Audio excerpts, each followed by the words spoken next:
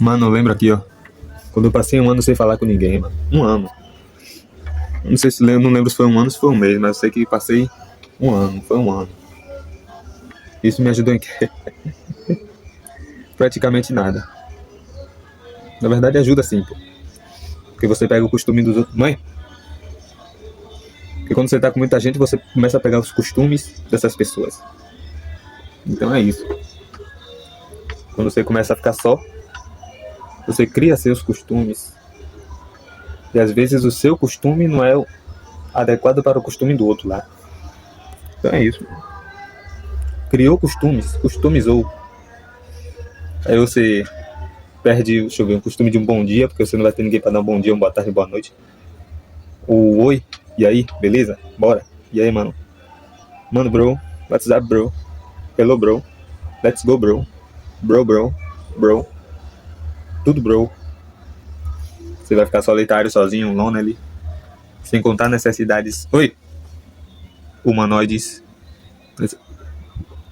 Mas necessidades humanas que você tem que ter, exercer e tudo mais. Eita. Essas necessidades básicas, sabe? De chegar no cara e falar, ei, mano, qual é? E aí, velho, bora ali. E aí, mano, bora chegar lá. Essas coisas aí de gente e humano. Alguém tá me chamando? Parece que tem alguém me chamando. Essas coisas, necessidades humanoides. Também você fica mais feliz, né? Ao mesmo tempo que você fica solitário. Tem um episódio do Hulk, ou do Wolverine, não é do Hulk, onde ele fica sozinho no mundo, vagando por aí. Mas o Hulk não pode morrer. Se o Bruce Banner morre, o Hulk vem. O Hulk não pode morrer, então fica lá boiando, andando, vagando. Imagina se todo mundo fosse Hulk. Complicado. Cada gente nervosa no mundo aí. Ainda mais nessa era de politicagem da idiocracia. É isso aí, mano.